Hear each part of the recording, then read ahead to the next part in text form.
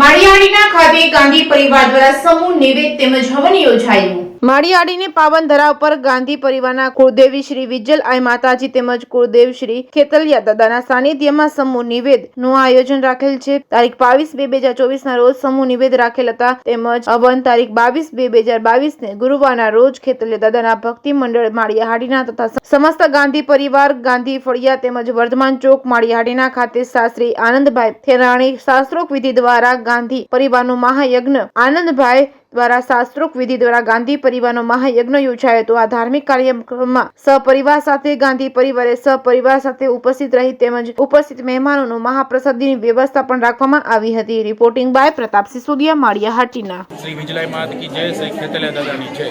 આજે 22/2/2024 ના રોજ માળિયા મુકામે ગાંધી કુટુંબનો હવન અને નિવેદ બંને સફળતાપૂર્વક પાર પડ્યા છે।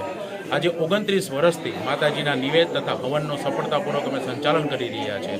આજથી 29 વર્ષ પહેલાં અમારા વડીલ શ્રી સૂર્યકાંતભાઈ દુલતજી ગાંધીના મનમાં વિચાર આવ્યો કે આપણે ગાંધી કુટુંબને જ્યાં પણ ભારતમાં હોય ત્યારે એક કરવું છે।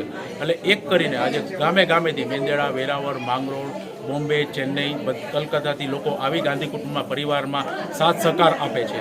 પહેલાં સૌપ્રથમ અમે નિવેદ કરીએ છીએ, ત્યારબાદ અમે હવન કરીએ છીએ। આજે 29 વર્ષથી આ સફળતાપૂર્વક સંચાલન થઈ રહ્યું છે। અમારા કમિટીના પ્રમુખ કમલેશભાઈ ગાંધી, મુકેશભાઈ ગાંધી અને વિજયભાઈ ગાંધીની મહેનતથી છેલ્લા 29 વર્ષથી એવું સફળતાપૂર્વક સંચાલન થઈ રહ્યું છે। તે બદલ સર્વે ગાંધી પરિવારનો ખૂબ ખૂબ આભાર માનું છું। જય જય જય।